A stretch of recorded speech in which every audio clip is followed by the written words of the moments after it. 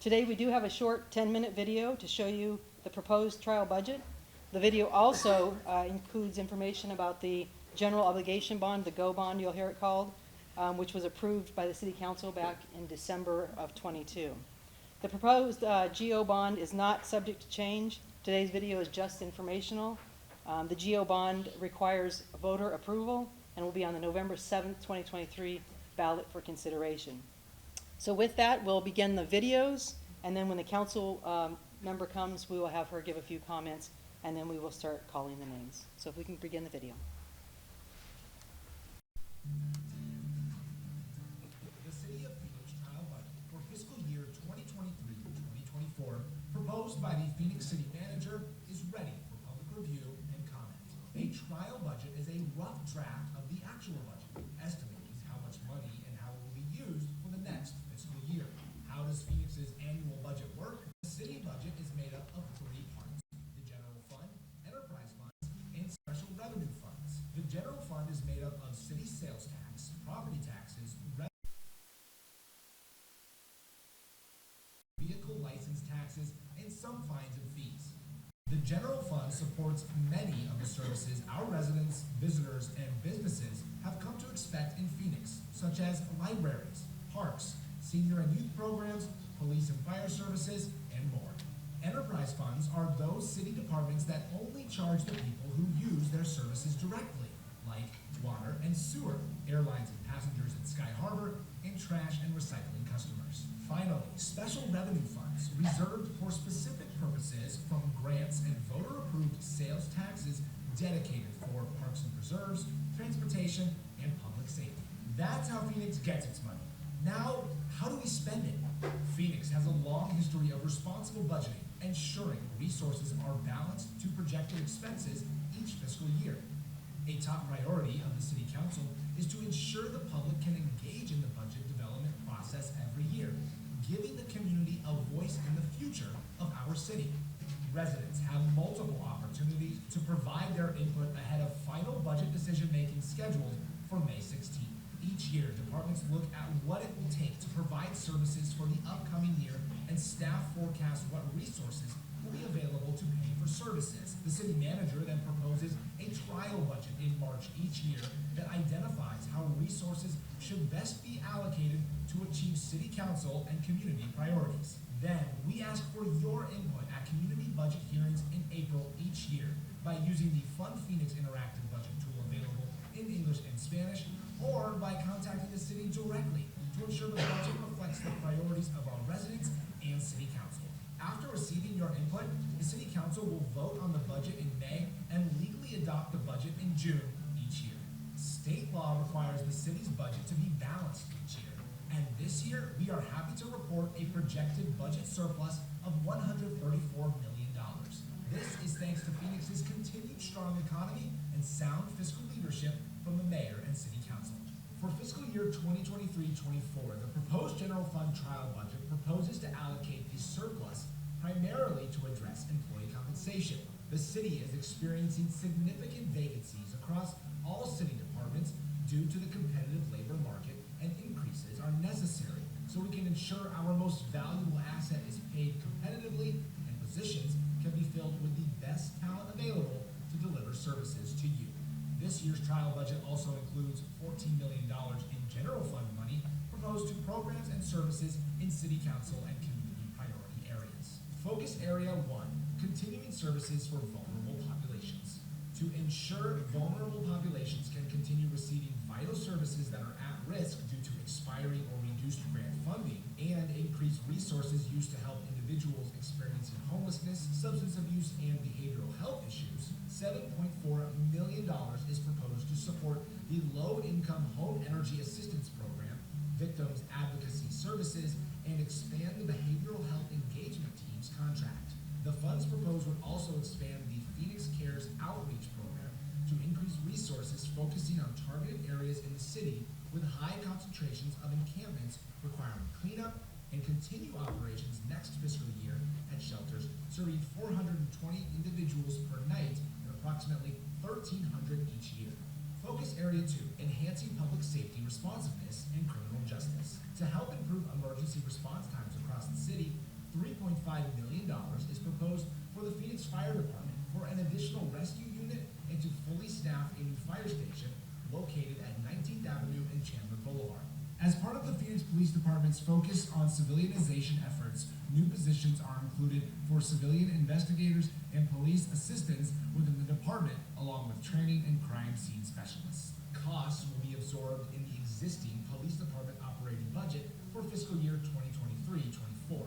This proposal also includes additional resources for the law department to replace grant funding that will be reduced next fiscal year used to provide services to victims of crime. Focus Area 3, Healthy Neighborhoods and Community Enrichment. To expand the city's efforts toward equity in arts, $125,000 is proposed to increase funding for the Community Arts Grants Program that supports renters at Herberger Theater Center and other local venues. Also, a new project manager position to help manage and coordinate the Office of Arts and Culture's model for involving artists in designing and building a better city.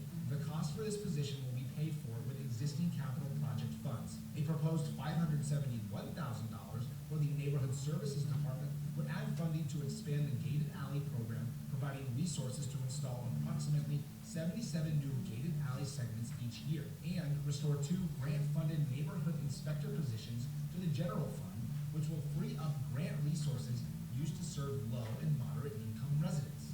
In an effort to increase park security and advance the city's climate action plan, $2 million is proposed for the Parks and Recreation Department to hire 14 park rangers and 1 park manager to create 2 urban park ranger teams that will work overnight. The addition of an overnight third shift will provide coverage 24 hours per day, 7 days a week at city parks. The proposed funds will also add more staff to expand tree planting and shade canopy efforts citywide and add a new volunteer coordinator to assist in the coordination of volunteer efforts throughout city parks. Non-general fund supplementals total $1.4 million.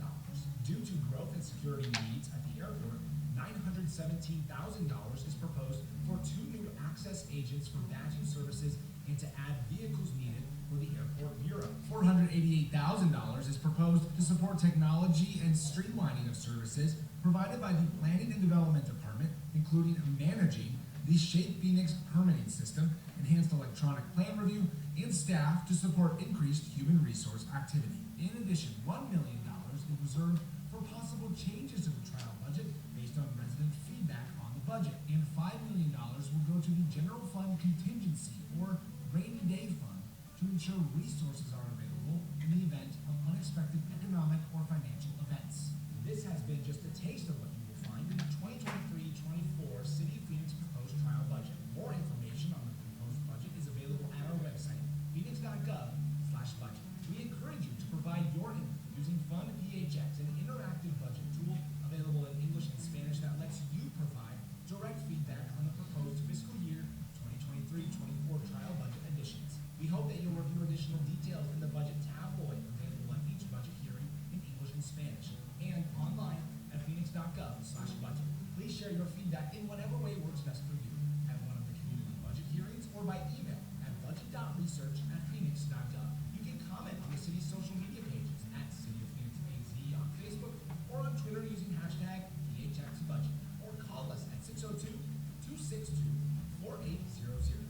All resident feedback will be shared with the City Council so they may consider it before making final budget decisions. The City Manager will present his proposed budget for 2023-2024 to the Phoenix City Council on May 2nd, 2023.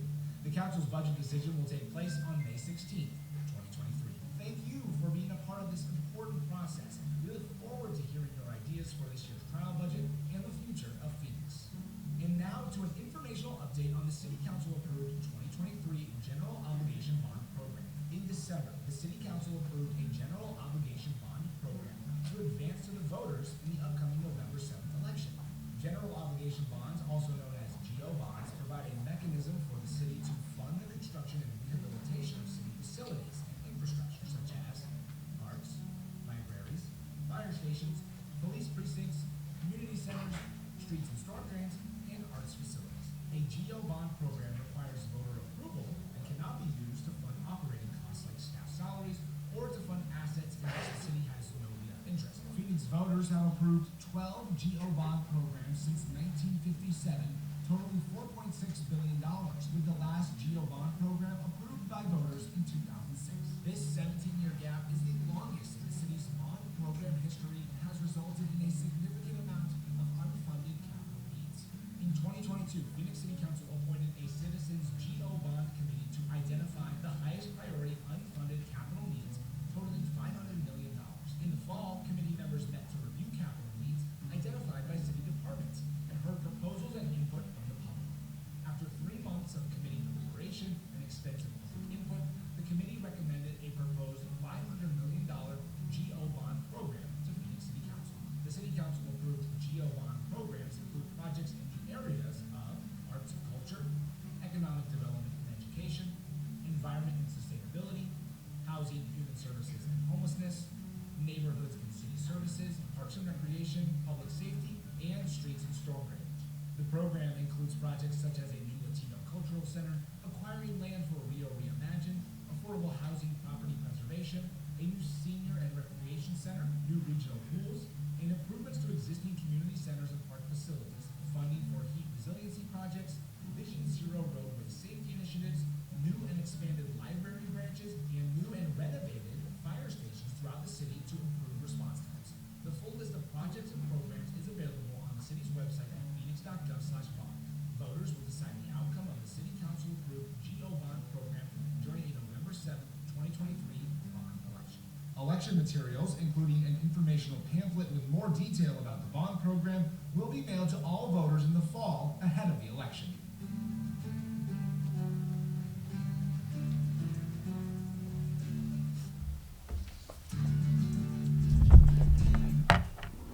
All right, Councilwoman Laura Pastor is here, and she has a few comments before the comments from the community. Just a good morning. I don't know if this is. Yeah, let's use this one. Oh, hi, camera. Just want to say good morning. Sorry I'm late. I ended up at Alta Vista for whatever reason. I thought I was going to the community center, and here I am. So thank you for being here. Thank you for participating. Engagement is very important, specifically with the City of Phoenix, to know what you want and what we need and how we work together. So I appreciate those participating. Thank you. Very good. Thank you, Councilwoman. I will call the names and we have you come up here to the microphone so we can catch you on the camera. First up is Sean King. Hello, my name is Sean King. I'm a citizen of Phoenix. Also, I work in the arts. So I would encourage the council to increase the funding for arts and culture, and also historic preservation. I encourage them to fund it at the $200,000 level, please. I believe that arts and culture they help the soul of the city, and historic preservation helps define the character of the city. So I encourage the city council to find additional funding for arts and culture, and also to fund historical preservation. Thank you. Thank you. Next is Peter Chomer. Did I pronounce that correctly? Chomi. Good morning, and Councilwoman Pastor and Deputy City Manager Erickson, it's a privilege to speak with you today. Thank you for the opportunity. My name is Peter Chomi, and as a resident of Phoenix and president of the Phoenix Symphony, I greatly appreciate the opportunity to express gratitude to you and highlight the importance of arts and culture and your leadership and support for arts and culture in our community. The Community Arts Grants Program and other support make an important difference in the life of our city.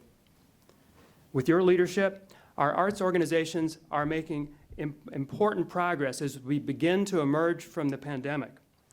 At the Phoenix Symphony, this is an important point in our history, and the efforts underway now will affect the trajectory of our organization for many years to come. With your leadership, Phoenix is home to a rich array of arts and culture organizations. At the Phoenix Symphony, which is Arizona's largest performing arts organization, we're deeply grateful for all that the city does to enable our work. The Phoenix Symphony, in my view, is one of the most important cultural assets as our state, as the largest performing arts organization in our state and our city. Just last month, the Phoenix Symphony performed a free Community Connections concert right here at South Mountain Community College. The kind invitation of President Daniel at the college helped enable us to be here, and your leadership, the leadership and support of Mayor Gallego, members of the council, and others, helps enable free concerts like that that help make arts and culture more accessible for our city. In addition, there is evidence that nonprofit arts and culture is a significant industry in the city of Phoenix. A national study, which the city has highlighted in the past, indicates that arts and culture generates $401 million in total economic activity. This economic impact helps reinforce what we know already, that when the arts are supported by forward-looking cities like Phoenix, we not only enhance the quality of our life, but also enhance the city's well-being. In conclusion, with your leadership and support, arts organizations like the Phoenix Symphony, where I serve as president and CEO, are able to invest in programming and community engagement, meaning that resources invested in the arts enrich the lives of people across our diverse community. Thank you for your leadership and for the opportunity to speak with you today. Thank you. I will be there next weekend watching Enrique Lopez-Llanes in the Latin Flair. So I'll be there next week. Very good. Thank you. Bill Keffler? And then up next is Cindy Gahn. Good morning. I appreciate this opportunity. My name is Bill Keffler. I'm a voting resident of District 4, and I want to be precise about what I say here. I'd like to see a total of $1.7 million in grant spending available for the Phoenix Office of Arts and Culture to be incorporated in the 23-24 fiscal year budget. This equates to, I guess, $1 per capita. On a personal note, I just want to say that, you know, I look out through my life and the trajectory of my life, and I've come to really recognize how important arts and culture have become to me, become to me, and really have helped me along that journey in life. And I want to make sure we're living in a community where we have that kind of balance, where the arts and the culture are important and an accessible part of our experience living in this area. So I really hope that you'll take that into consideration. Thank you. Thank you. All right, after Cindy, we have Betsy Furman. Good morning, Councilwoman Pastor, Deputy City Manager Erickson, and everybody here from the City of Phoenix staff and also community members. It's really encouraging to see you here to speak. I happen to be the vice chair of the Phoenix Center for the Arts, but I'm not speaking on behalf of the Phoenix Center for the Arts. I'll let Sandra do that. I am, like Bill, my partner, a voting resident, a citizen of District 4, and the arts and culture in this community is so important, and I mean community-wide throughout the city of Phoenix. We think about art a lot. We hear about art, the performing arts, music and art and murals and things like that, but culture is part of this office as well, the Office of Arts and Culture. And we have such rich, diverse cultures throughout the city of Phoenix. The funding for this office is going to support and nurture all of those cultures, and that's what I want to see from these funds. Like Bill, he threw out some numbers. Those are the numbers that I'm voting for too. I'd like to ask really the council, and I'd like to ask the budget, those forming the budget, City Manager Barton, to consider $1.7 million for grant funding so that we can support those arts and culture organizations all, and that's $1 per capita. Thank you very much. Thank you. After Betsy, Susan Kuster.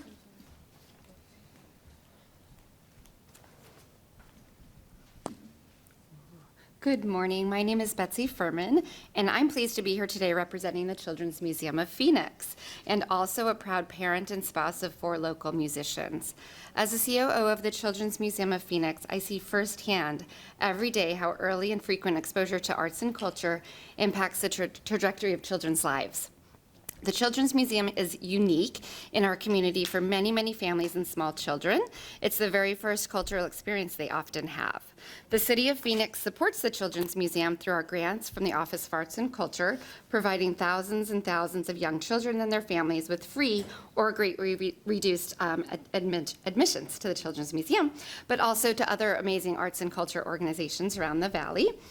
I urge you to not only fully support the Office of Arts and Culture budget, but encourage you to increase the budget so that more Phoenix families can benefit from all the social development, emotional, educational, and inspirational benefits that participating in the arts provides. Thank you for your consideration. Thank you. Yeah, she. And after Susan, we'll have Patrick McDaniel. Speak right up to it. Hello, like this? Okay. Good morning. My name is Susan Kuster, and I wanted to tell you I have been a City of Phoenix resident since 1978. I came in at Sky Harbor Airport, Terminal 1. The hot air hit me. It was summertime, and then I stayed in the Valley Ho. So I've been here for a long time, and I want to start by thanking you, the City of Phoenix, for the growth in the arts community. It is amazing to think where we've come from since then. Today, I'm here as a CFO from the Children's Museum of Phoenix, and as such, I am aware how the city's budget allocations are so important, both for grants and facility support.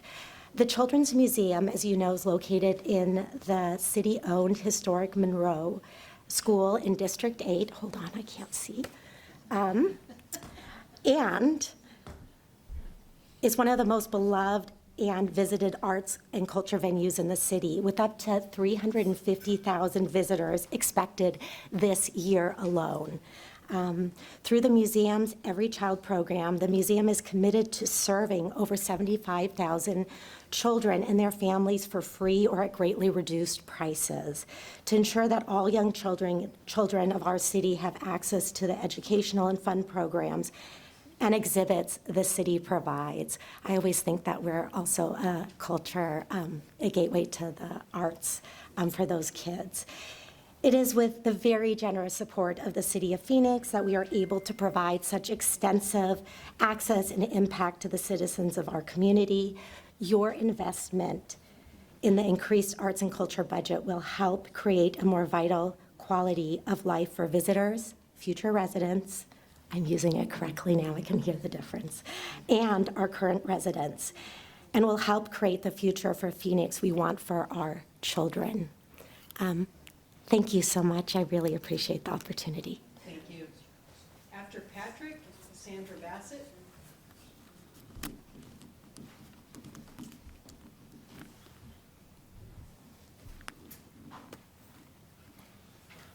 Good morning, Councilwoman Pastor, Deputy City Manager Erickson. My name is Patrick McDaniel. I'm the Director of Advocacy for Phoenix Community Alliance. We're a 40-year-old organization that advocates for improved quality of life in the greater downtown Phoenix area. I'd like to speak today to urge the City Council to fully adopt or increase funding for arts and culture in the 2023-2024 budget. In no time in our recent history has arts and culture been more important. In a Zoom, hybrid, work-from-home world, arts are the things that bring us together. We need as much funding as possible for these programs, especially programs that are dedicated towards our youth. Such fragmentation in schools today, complete and total funding for arts in the city budget will really help, like I said, bring people together, put the human back in humanities. Also, Phoenix being such a young city, I'd like to urge full support, full funding for the historic preservation aspects of the budget. And then as you look downtown, you see the cranes everywhere in the sky, and progress is great, economic development is great, but we're such a young city, we need to remember the very few elements of our past that we have left. So I urge full funding for historic preservation, more if possible, for full funding for arts, and more if possible. Thank you. Thank you. After Sandra, Caroline Lobo.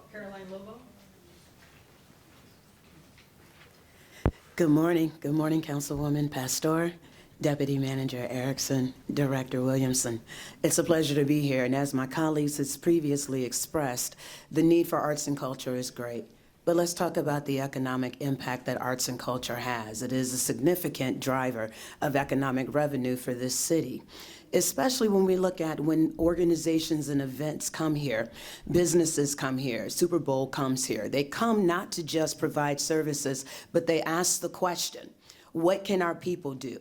What can the country do when they're here in this location? They're not just showing up to work, they're showing up to engage in arts and culture, and we provide that. But we cannot be dismissive of those who actually provide those arts and culture economic opportunities. For the Phoenix Center for the Arts, and I am Sandra Bassett, the CEO for the Phoenix Center for the Arts, we provide economic opportunities for our artists.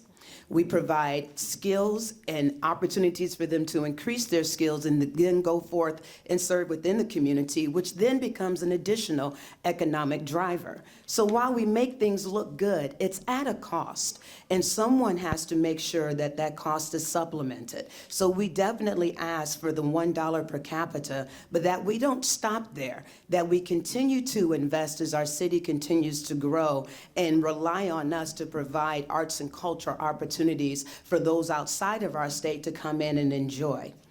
Additionally, what happens when they leave? Not only am I on the campus of Hance Park, but we also have the Arizona Jewish Historical Society. We also have the Japanese Friendship Garden and the Irish Cultural Center. When big events come to the Hance Park community, which we love, they essentially shut us down completely from being able to continue to serve our community, to being able to continue generating revenue, which is an economic resource for our artists, our staff, and also for the rest of the community. We need to consider what happens for all the money that comes in because of those events, but for the campuses and organizations that are on those respective locations that are shut down. In the case for Phoenix Center for the Arts for Super Bowl, we were shut down for 1 month. We could not park, we could not serve, we could not engage, and there was no revenue that was brought back to us. We have to find a balance and not have arts and cultural organizations suffer as the economic impact to the city continues to grow from these events. We love the events, but let's find a way to make sure that after they leave, we don't close. While they're here, we don't close, because it is our mission and our duty to continue to serve in arts and culture unimpeded every single day, because people rely on us economically and the city relies on us from a cultural perspective to be able to engage. So we want to make sure that grants are given to the Office of Arts and Culture and that they have the ability to distribute that funding when other organizations may be impacted by those events that enhance the overall economic standing for the community. There's a way to partner, there's a way to serve, and we ask that you continue to acknowledge us and allow us to do what we do best, which is providing economic opportunity and enhancing the beauty of this community through arts and culture. Thank you for hearing me out today. All right, after Caroline, I know her as Rusty, but it's Catherine Foley. But Caroline's first. Good morning, Councilwoman Pastor, Deputy City Manager Erickson, and Director Williamson. Thank you for having me this morning. I speak here as a resident of Sunny Slope. I am also the president of the Hatcher Urban Businesses. It's a community alliance, business-based. I'm also the president of the Sunny Slope Village Alliance. So last year, we had our very first holiday market and parade. And boy, oh boy, it made a difference. You know, the pandemic really threw a number on all of us. A couple of weeks ago, we had our Slope Fest in Sunny Slope, and we had people come in by the numbers. So we have been missing the quality of life that the arts and culture really supports us, right? The kind of thing that brings people together. We have a large arts community in our neighborhood. I don't know why this keeps slipping down, but I'm short to begin with.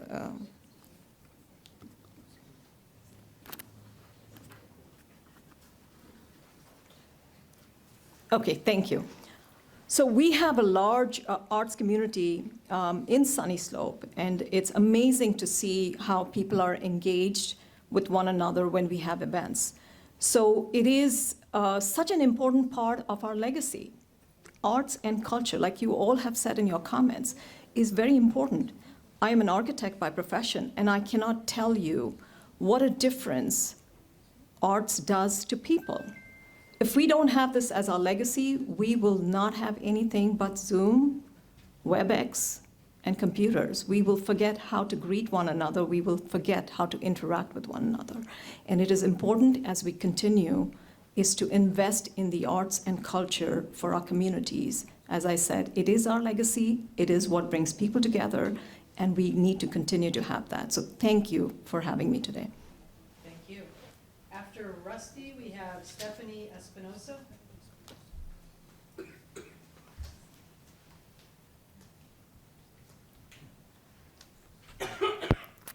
Good morning. Good morning.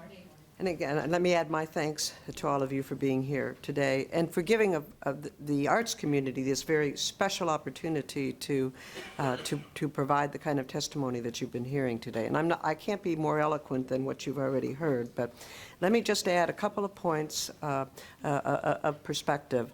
As has been mentioned, arts and culture in this community is a huge economic driver.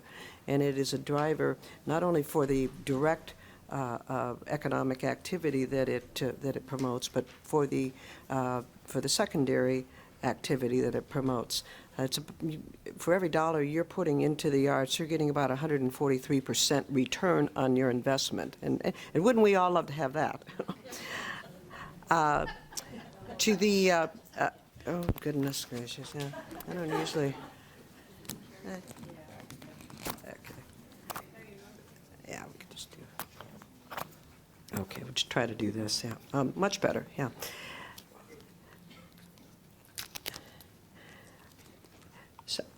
So I guess really the point I want to make, with respect to the value of that investment, there is the return on the investment.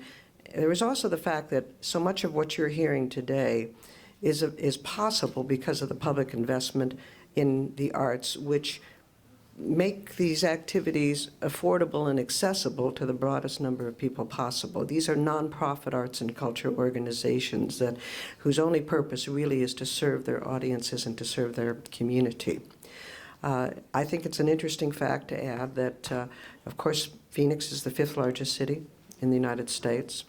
When you take a look at the top 20 cities in the United States and how much they publicly invest in the arts, it probably won't surprise you to hear, unfortunately, that this is another place where Phoenix actually is the lowest of those 20 cities. Moving us to the dollar per capita rate would improve that to some degree, but perhaps not move us up as high as we'd like to be in that ranking, given who some of the other cities are that rank higher than us. And those are cities for which we compete economically. San Jose, San Diego, Dallas. And so I'd ask you to keep all of that in mind as well as we move forward. But in the short term here, thank you very much for the increased investment. And if it's possible to move to 1.7 this year, that would be a wonderful, huge step forward and a major, major investment in the arts here in Phoenix. Thank you. Thank you. After Stephanie, Martha Avendano. Thank you. Hello, good morning. My name is Stephanie Espinosa. I'm a community organizer. I'm here with the Pueblo's Budget. I'm going to share Director and Councilwoman, you've already heard about this. But for those of you who don't know, the Pueblo's Budget is a campaign led by Poder in Action, and we're looking for investment back into our communities.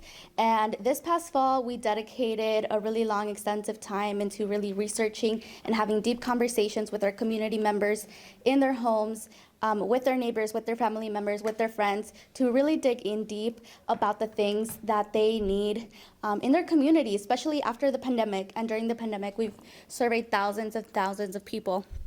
So I really want to echo what everybody has said so far about investing in arts and culture. I think that's amazing. And I highly encourage y'all to continue to do that and invest more because we really need it. But before our youth can even participate in things like that, we need things like public transportation and to be accessible, especially in areas like Maryvale, and for our youth. So I'm going to talk about a little bit some of the programs that we have in our budget. We have a full list of over, I think about 69 programs. And here my comrade Isabel has some copies if anybody would like to check it out. But we are looking specifically to expand the free public Wi-Fi network to increase coverage in BIPOC neighborhoods, because when students work from home, they need Wi-Fi to learn properly, and the pandemic has shown us how much that is needed. Working class parents and adults working from home need Wi-Fi for their jobs. And there is a digital divide in South Phoenix because many residents relied on mobile internet instead of on a broadband internet, and this affects specifically Latinos and Black people significantly. So, just going back to everyone talking about culture, we need to invest in our people. And I really want to see an increase of number of public toilets in public spaces and leave them open 24 hours a day in Maryvale and throughout the city. We've been holding lots of community events. Specifically, we're having a resource fair on April 29th for our folks out in District 4 and expecting folks from all over the districts to come that are part of our network. And the restrooms are closed. We don't have access to those restrooms, and it takes a really long time to get them back open if they ever are open. And that's a constant problem in our community, especially when youth and families are trying to go to the parks and have a good time and hold their small events there and chill with their friends. And make public transit free for all. People are criminalized constantly for being on the light rail station, even though it's a public place. Tickets to ride public transit have gotten very expensive, and that's a problem where we're trying to engage, again, youth and community back into these cultural and art spaces. So I highly encourage y'all to continue to invest, yes, in arts and culture, but also in the resources that folks may need to be able to even get access to that. But yeah, thank y'all so much. Thank you. After Martha, we have Ben Laughlin.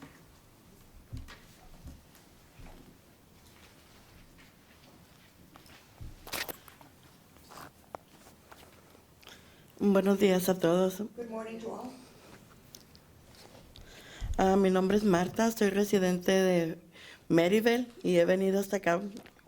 Buenos días a la concejal del Distrito 4. Yo solamente quiero decirles que pedirles más bien mejoras para nuestros parques. Sabemos que la ciudad tiene un superávit de 134 millones. We know that the city has a budget of 134 million. Y 114 millones de los cuales la ciudad quiere dedicar a la compensación de los empleados. And also 114 million that the city wants to use to compensate the employees. En lugar de millones de dólares para los bonos y aumentos del salario de la policía, Instead of the increase of the salaries of the police, hay 5 cosas del presupuesto del pueblo, como ya dijo mi compañera atrás. Nosotros hemos trabajado para sacar este presupuesto. There's 5 points that my partner has already said that we want to be funded by the budget. Que ustedes pueden financiar de inmediato, que harán que nuestros vecindarios sean más saludables y más seguros. That you can fund immediately so that our neighborhoods can be more safe and healthy. Ampliar la red de Wi-Fi pública gratuita. Make the Wi-Fi be extended and it be public and free. Para aumentar la cobertura de barrios BIPOC. And to expand in the neighborhoods, BIPOC. Cuando los estudiantes trabajan desde casa, necesitan el Wi-Fi para aprender. When the students study from home, they need the Wi-Fi to learn. Con lo que ha pasado con la pandemia, hemos visto que muchos de los estudiantes estábamos en casa y no teníamos el acceso al Internet. We saw during the pandemic that many of us students were at home and we did not have access to Wi-Fi. Entendimos que el Wi-Fi fue una necesidad que no sabíamos que después de la pandemia era algo que se iba a volver parte de nuestra vida y depender de ello. We didn't realize how important Wi-Fi was until the pandemic hit, and after the pandemic, how it was going to turn into something that we really needed in our lives. Esa es una de las cosas que estoy pidiendo ahora, el Wi-Fi gratuito, pero también estoy pidiendo la mejora de los parques. Nosotros vamos a tener un evento el 29 de abril. I'm asking for free Wi-Fi and also asking for improvements in our parks. We're going to have an event on 29 de abril. April 29th. En uno de los parques que ahorita es el parque con mayor necesidad de inversión. In one of the parks needs major improvements at the moment. Nosotros estaremos trayendo diferentes recursos, pero queremos el apoyo de los concejales. We'll be bringing many resources, but we want the council members' support. Una inversión donde ese parque pueda ser un parque próspero para nuestros hijos. And so we want you to invest in this park so it will be prosperous and helpful and useful to our children. Es un parque que está muy descuidado, necesita muchas mejoras. It's a very neglected park and needs a lot of improvements. Y le pedimos a la concejal que si ella nos puede apoyar con eso. Los baños están cerrados, no tenemos acceso a ellos. We're asking the council member if she could help us with that. The bathrooms are closed. We do not have access to the bathrooms. Es un parque que se mira, yo vivo en ese vecindario y lamentablemente lo miras y no te dan ganas ni de ir a caminar en él. That park, I live in that neighborhood, and if you look at that park, unfortunately, if you see it, you don't feel like going for a walk there. Y también sé que como todos hemos hablado, ¿verdad?, de artes, y es muy importante todo lo que estamos pidiendo, pero también pedimos que se incluya en el presupuesto de ellos estas peticiones. Gracias. We've talked about the arts and culture, that's important, but also we'd like you to invest in our parks because that's very important for us too. Thank you very much. ¿Cuál parque estás hablando? Es el que es 43 Avenida y Encanto. 43rd Sueño. Avenue and Encanto.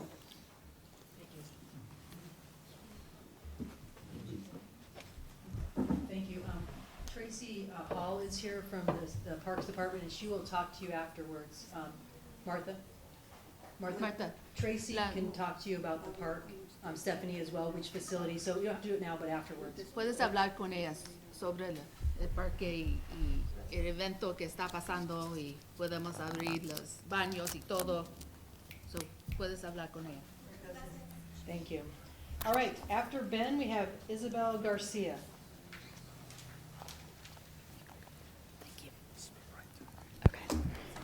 Hey all, my name is Ben Laughlin. I'm a resident of District 4. Thank you, Councilwoman Pastor, for attending more than just the District 4 budget hearing. And thank you for your leadership around expanding internet access for working class people. I'm here today in support of funding for the resources in the Pueblo's budget. Police got massive pay raises this past summer, while other city employees were left behind. Rather than spending millions more on additional pay raises for police in the upcoming contracts, we should be putting more funding into the resources that will actually address root issues that our neighborhoods are experiencing rather than just reacting to problems. As many folks have been saying, you could start with basic things like increasing funding for youth arts programs, expanding the Great Start initiative to age 12, keeping the bathrooms in parks open 24 hours a day and maintaining them, making sure everyone has access to cool water and homes that are ready for heat, and making public transit free for everyone. So please fund the resources in the Pueblo's budget. Police pay raises are doing nothing to meet people's needs. Thank you. Thank you. After Isabel, we have Robert Bondlow. Okay, Isabel first. Isabel. Hi. Okay. Hi, everyone. Good morning. Welcome to the South Side. I was born and raised here in South Phoenix. I live on 7th Avenue and Broadway. Have been there all my life. So yeah, I'm also here on behalf of the Pueblo's budget.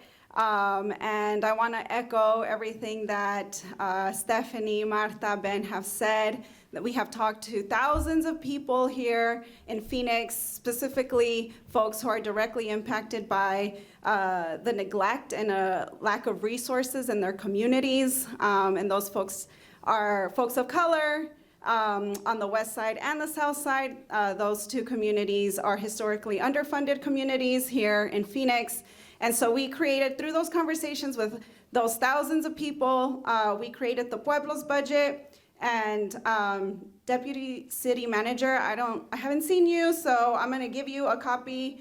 And Councilwoman Pastor and Amber, y'all already saw this. Can I walk over there to give it to her? Oh, okay. Thank you. I need another one. Oh, okay, wonderful. Yeah, we have. Another one because someone in the mayor's office wanted it. Great, yeah, and we have copies over here, so if anyone wants to see our Pueblo's budget. And so the Pueblo's budget was written by community members. It was written by folks living in South Phoenix and West Phoenix specifically, because those are the neighborhoods that are lacking a lot of basic resources. And the Pueblo's budget does address a lot of just basic infrastructure resources that are needed. So I encourage all of you to read the Pueblo's budget, look at it. I also want to echo everything that all the arts and culture folks have said today. I agree, we do need an increase in arts and culture. Specifically, we need to be able to subsidize the cost of being able to participate in those programs for low-income families, which tend to be Black, Indigenous, and people of color families. I used to work at an early Head Start program that subsidized for its families tickets to the Children's Museum. And that was the only opportunity that those families had to go to the Children's Museum, because the program provided it for free for them to go. And even then, it wasn't for all the families. It was only a certain number of families that were given those free passes to participate, and it was only for a year. So what can the city do to partner with organizations that provide services like that, to provide grants, to subsidize, or to even allow it to be free for low-income families specifically? Like someone said, like the Children's Museum is sometimes the first and the only art and cultural opportunity that families get to participate in. And so, yeah, what can the city do to increase the budget for the arts and culture programs in the city, but also partner with nonprofits and other organizations that provide those services? One thing that we were surprised to find from the conversations and in doing the Pueblo's budget is that one of the top 20 priorities for our people were recreation programs. So folks were asking for sidewalks, they were asking for street maintenance, they were asking for lights along the canals, and then they were also asking for recreation programs. So they were like, we want all these basic infrastructure things, but we also want to have fun. We also want to participate in arts and culture. We want, and folks mentioned the parks, like parks, people use the parks a lot, and they're used for cultural event, for parties. I'm sure if y'all walked around on Easter, all the parks, all the ramadas were taken up, you know, on Easter. And so what does the partnership look to bring arts and culture to the parks, where people are already going to the parks and using the parks for many different things? Parks are cultural and community hubs in the community. So yeah, there are so many ideas, so many things that we could do. So please, yes, expand arts and culture in this community, and also invest in our Pueblo's budget. Thank you. Thank you. After Robert, we have Elizabeth Venable.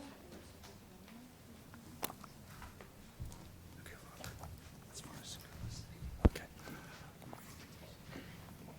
May need to go up. Good morning. Just leave it. Good morning. Thank you for allowing me this opportunity to speak. My name is Robert Bondlow, and I'm a resident of Phoenix. I also work for the Phoenix Symphony.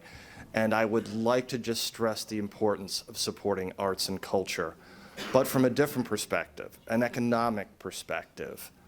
Phoenix is a growing city, but in order to attract companies and top talent to the area, we must have a culturally vibrant city, because at the end of the day, no matter how great the job is, people want to know what are their entertainment options. So please consider increasing your support for the arts and culture. Thank you. Thank you. After Elizabeth, we have Faith Kearns.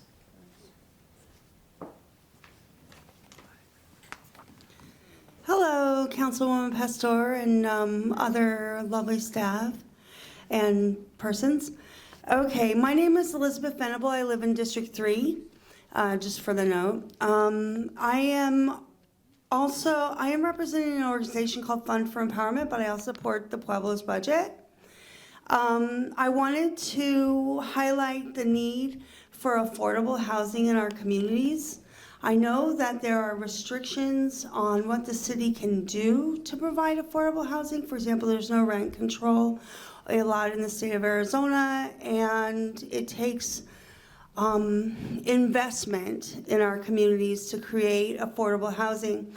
However, I think that it pays off in allowing city residents of Phoenix to avoid displacement, to avoid even homelessness, and to avoid many social problems that come when you have unstable housing.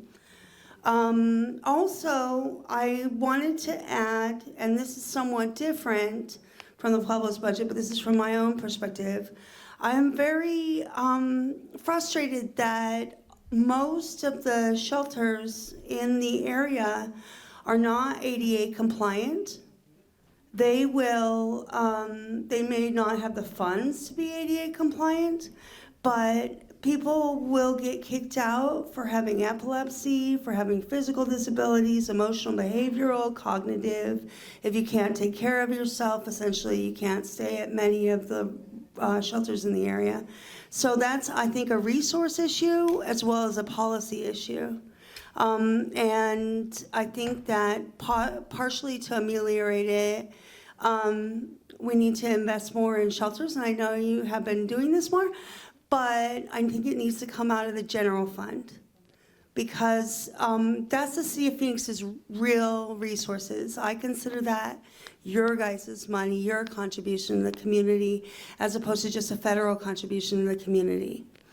I would echo the call for resources such as quality and low-cost public transportation, if not free. And Wi-Fi, I think everybody benefits from the public Wi-Fi, including people who experience homelessness, who often have to go to specific locations to access Wi-Fi, such as a library or a McDonald's. And finally, I think that while we can't only say that we're leading with services to a limited degree, when those services aren't accompanied by housing, they don't work as well, but I don't think that it's wrong to throw the baby out with the bathwater. And I think that we do need focus on city resources for mental health, substance use, and well-being, again, because those things are preventative. They prevent costs to the city, just like housing people does. So the return on the investment of mental health, substance use, and well-being, as well as the return on providing shelter, is immense, because it prevents much larger costs. For example, in fire, for example, in policing, for example, in emergency services, and in medical, which is more to the state. That's about my commentary. And so I think that it's important to provide these quality services. And I think it'll make Phoenix a stronger city. Thank you. Thank you. After Faith, we have Frank Urban.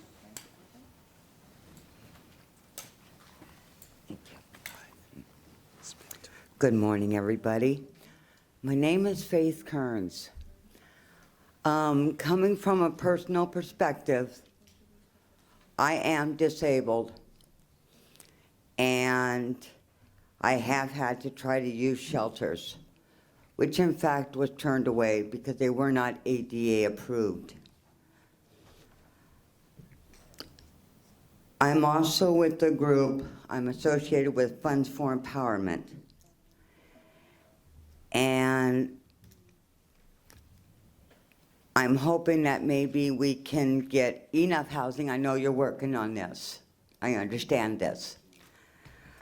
More housing. A lot of these homeless people need retraining, literally, because they don't understand the difference now between living on the street and living in a place. A lot of them have got to be retrained of sorts, taught how to cook, taught how to boil water.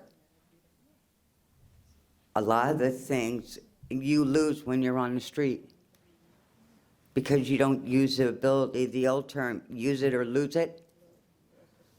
Believe me, that's true.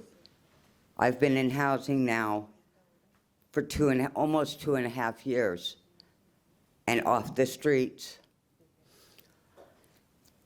And I'm asking that not only the housing get taken care of, but bathrooms, retraining for police officers, compassion training of sorts. Everybody doesn't wind up on the street for the same reasons. There's different circumstances. And with that, I'll close. Thank you. Thank you. After Frank, we have Coffee. Hi, my name is Frank Urban. I am formerly homeless, just like Faith was. I've had to deal with the shelter systems and all of that for probably about 4 years. I'm also with Fund for Empowerment, but I also support the Pueblo budget. And I believe that we could use, now I know you guys are working on this, okay, but more affordable housing and more restaurants, not restaurants, restrooms in the zone area. I mean, I know a lot of the business owners in the zone area are complaining about people defecating, homeless defecating on their property and such, but if there's no restrooms, what are they going to do?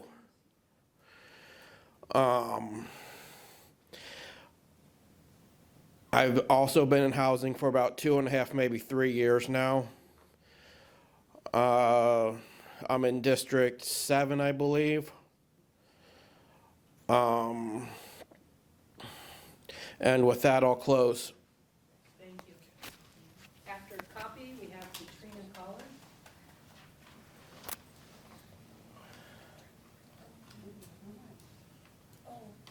I don't think she prefers to speak. Okay. I'm sorry. She No must have worries. the Thank you. wrong We do have your card, so thank you for being here today.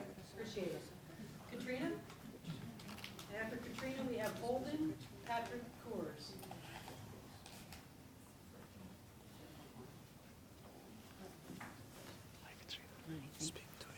Okay. Hello.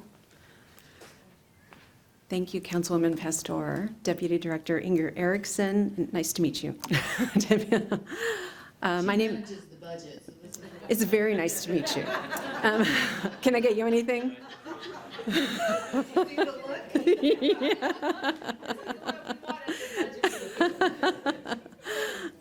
That's right. Where's Jeff? This is wonderful representation. You're connected to so many different things, and this is an amazing group you've gathered here this morning. Welcome, everyone. And I want to thank the neighborhood here for welcoming everyone for this important discussion. This is a beautiful building. I wonder what creative mind created this beautiful building that we are gathered in this morning. My name is Katrina Kaler. I'm the president and CEO of ArtLink, Inc., a 35-year-old nonprofit organization born from artists in downtown Phoenix. I also serve as the chair of the Arts, Culture, and Public Life Committee of Phoenix Community Alliance. I'm on the board of Arizona Citizens for the Arts, which advocates for public funding at the state and city levels, and also on the Board of Trustees for Hance Park Conservancy. So here's to parks. That'll be my one note about parks. My other note, in addition to arts and culture, is about our past and historic preservation. Please, please support the full funding of historic preservation. Let's not forget where we've been before we create a culture for where we are today and plan for where we are tomorrow. Let's retain where we've been. Culture, arts and culture, it's the people, right? And so everyone here today contributes so mightily to our culture in so many different ways. And if we are the 5th largest city in the nation, which is true, we are, what is the story that we are telling? What is the value of this city? As people are moving here in droves, as residents, as new businesses move here, and what is contributing to that? It's not just about where they work. It's not just about building new buildings. These are the bricks of the community. The arts and the culture of a community is the mortar that sticks everything together. It makes us stronger. It tells the story of where we've been and where we want to go. It's a driver. As we talk about transportation, as we talk about tourism, as we talk about planning and development, all of these things, everyone who's gathered here today, arts and culture is a driver. We want transportation, we want multimodal transportation, but where do we want people to go? Where do people want to go? They work, absolutely, but we are not robots yet. We are people. We have human nature. We want to enjoy. We want to celebrate. We want to congregate. And that is what arts and culture brings to the fore. Talking about the money, last year's budget, I'm not sure if you're involved in that, but thank you. Thank you. We can do better. We can do better. Last year's budget, as large as the budget for the city of Phoenix is, the budget for arts and culture was less than 1%. 1% of the entire city of Phoenix budget was for arts and culture. That's not a story that any of us wants to tell anymore. We're beyond that point. We've grown beyond that. We're mature now. We understand the value, and we want to project that value.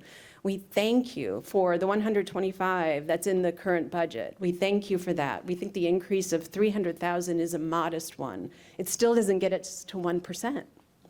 The investment in the organizations is sound. You get a return on that investment many times over. Please do commit to that increase. And as we plan for the future, let's recognize the value that everyone here either represents or benefits from in terms of this investment. Again, we're talking about community and economic development. Without arts and culture, a portion of that does not happen. There are too many choices in this country about where businesses are going to locate. We're technologically savvy. People can live anywhere and work anywhere. Where is it that they want to live? Where is it that the businesses want to grow and dig into the earth and break new ground and build new buildings? And by the way, these buildings should be beautiful. And without the creative culture, without the creative minds, these buildings won't be beautiful. So what does that mean? So we need the talent. We need to keep the talent here. We need to invest in the organizations. Those organizations invest in the artists that build our creative culture. That means that they will stay. They will have a career here. And the rest of us will enjoy the fact and reap from the benefit of being around these creative minds. And so many of us know that we don't have half the creativity that you all have. And we thank you for that. And we think the city should invest in that. So thank you so, so much. Our final speaker is Holden Patrick Coors. Thank you. Good morning, everyone. My name is Holden. I was born here in Phoenix. I work for USA Roofing, a company based in Phoenix, and I am a student at Paradise Valley Community College, which, despite the name, is in North Phoenix. And I'm here to support the Pueblo's budget. As to add on to what many people have said here, we need, of course, yes, we should continue to support funding for culture and increase it per capita. I remember, as a child, I went to the Phoenix Children's Museum on a field trip, and 11 months ago in May, I went to the club at the college, of which I'm a vice president. We went on a field trip to the Phoenix Art Museum, and it was wonderful. very memorable, both experiences. But, you know, these experiences, as other people supporting the Pueblo's budget have said, should be accessible to everyone, and everyone should be able to enjoy it. You know, it should not be determined, your accessibility to culture, by which neighborhood you were born in or your race. That's unfair. So, and you know, there are, as has been said, there are several ways to increase the accessibility to culture. You know, there needs to be free public Wi-Fi, because a lot of students and young people, they don't have Wi-Fi in their homes. They can't do their online classes. They can't access government services. They can't get maps or directions, you know, unless they want to find an old physical map, but those aren't always accessible. You know, so there needs to be increased access to public Wi-Fi. And you know, there's also public transportation. Some people don't have cars. There's getting to cultural sites. And then, of course, cultural sites, it's not just museums or opera houses or theaters, excuse me. You know, it's also parks. Parks are cultural centers, and there needs to be more support for parks and ensuring they're more accessible and enjoyable for everyone. And also, you know, there should be more funding for education to learn about culture. So thank you very much for letting me speak, and have a great day, everyone. Thank you. I'm going to let the councilwoman have the final remarks for today, and thank you all for being here. So I would like to thank Ben, acknowledging that I have been to 4 out of how many, Amber? 4 out of 12 budget meetings, but I think it's important to hear everybody's voice. And this one's my last one, and I'm a little tired. And I don't mean it in a bad way, but I started Monday very late, a whole day, and then we go into late in the night, and then I pick up again, and so I'm dragging a little bit. And then on Monday, where you're going to see some culture and symbolism is at our swearing in Monday. I'm reaffirming my vow because I won the election, and then we are going to add 2 new people. And so you're going to see a lot of symbolism in that event, in the sense of culture and how the city is embracing it. So I just want to say that thank you for being here. The other thing is that I heard everything, and it's all in my wheelhouse. Historic preservation, I represent pretty much 85–90% of historic homes and preservation, so I'm an advocate of that and understand the need for more funding. Arts and culture, many of you probably don't know, but as a child, arts and culture was the fabric of our house. Music, art, painting. I wasn't very good in that arena, but looking at art, going to museums, because my parents, in particular my father, was very much into the arts. And I, as a child, which kept me out of trouble, played softball, but also at the same time went to school and danced by the folklorico. So that really made me who I am in the sense of arts, because what it taught me was first how to lead, how to follow, how to communicate with my partner, and then it also taught me how do you work as a team and as you move in a dance. And when you mess up as a dance, you keep going and pick yourself up and keep moving. Most people don't realize you messed up unless I fall.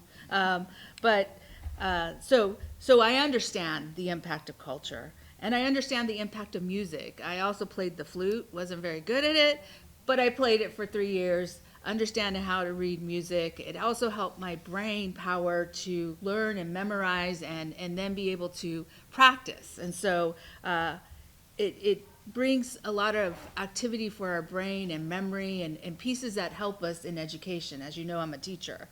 So I understand the impact of music and activity and movement, like in the Children's Museum, and the economic impact. Because if we have arts and culture built in within our education, the economic impact is that kids enjoy and then they want to continue. And then you instill and you instill in them to believe in this is what we need as our community but then also teaching them to give, and teaching a society of this is how I give, this is how I give back to my community, and this is how I also heal in traumatic pieces, because I have seen art work in traumatic areas, a segment where in wellness and in health. And so I understand that piece, and I understand the importance. The Wi-Fi, I know you guys keep asking, Wi-Fi is going to be rolling out, and I'm very proud of the city for doing this. We obviously saw the impact. I actually saw it in 3 different lenses. I saw it as a city council person, I saw it as a school board member, and I also saw it as a community outreach for the community college. So I was able to see the impact and what it did. And so the city went into action. I worked with the community, Chris Mackey and the economic development, and we pulled a coalition of 14 feeder schools, which includes this area, Roosevelt. Roosevelt will be the next one rolling out, and Levine. 14 feeder schools, Phoenix Union, the city, the Greater Economic, GPEC, Greater Phoenix Economic Council, and the telecoms together, and MCCD. So where you're sitting, the community college is involved in this. We have identified where there's no infrastructure. So we're going to be rolling out where those pieces in South Phoenix, Levine, West Side, where those pieces are. And you're going to see it come out, roll out maybe May or June. On top of that, we also received a grant to be able to go out into the community and work with the community and go door to door for those that can qualify for internet. We are going to send community organizers. We're going to provide a stipend, or we haven't figured it out, so that they can go door to door and register families to get onto the internet. And so that's rolling out. So I'm glad in the Pueblo's budget, it's there, because you can say, hey, we're moving it. As a Valley Metro chair, I sit on Valley Metro chair. I'll end at the end of June, my chairship. The conversation about free transportation, that is a conversation going on. The dynamics is, and I'm just going to say the politics, the dynamics is we have 400E right now trapped in the legislation. And there's going to be some negotiation going on in order to get it to the ballot. We may not be able to get it to the ballot. And if we can't get it to the ballot, the regional system is in jeopardy. And somehow we're going to have to figure out to get it to the ballot, to the voters. So we might have to go do a Maricopa ballot. And it's very cumbersome and complicated, but these are the dynamics that are happening in order for us to have what we want. Now, on top of that, what's being held as hostage in order to negotiate 400E is removing the rental tax. Well, the rental tax helps pay for our police officers, in the sense of that's where we get some of the funding. Same with our firefighters and our public safety. So the rental tax is being held as hostage as a negotiation tool for 400E. So I'm just telling you the politics and how we all quietly, magically work and trying to protect the City of Phoenix budget.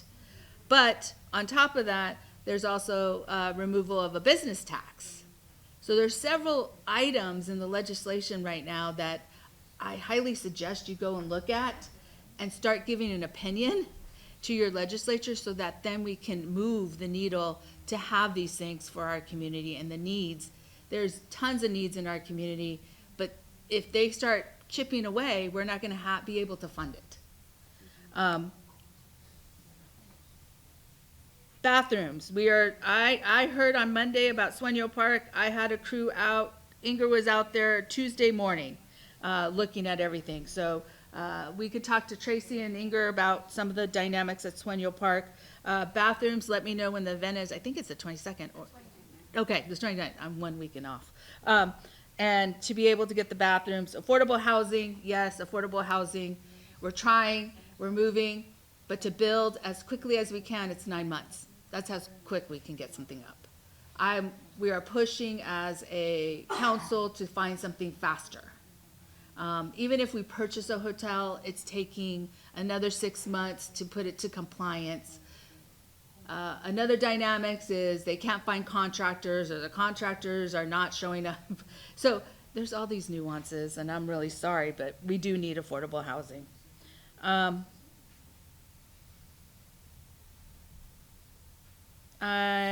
Retraining is necessary. During the pandemic, we did fund for mental health and substance. It will be, how do we continue it and maintain it? That will be the challenge in the future. And we are anticipating, I'm looking at Amber because, you know, they predict 2 years out, 3 years out. We are anticipating next year or 2 years from now that our budget is going to be looking really slim. Or I'm just saying the truth. And I think I think you need to understand and know now in order to advocate. And I don't know, it depends on how all these taxes come into play, right? That's definitely a risk. Okay. Shelter, ADA, we will go back and see what that issue is, and see if we can help in that space.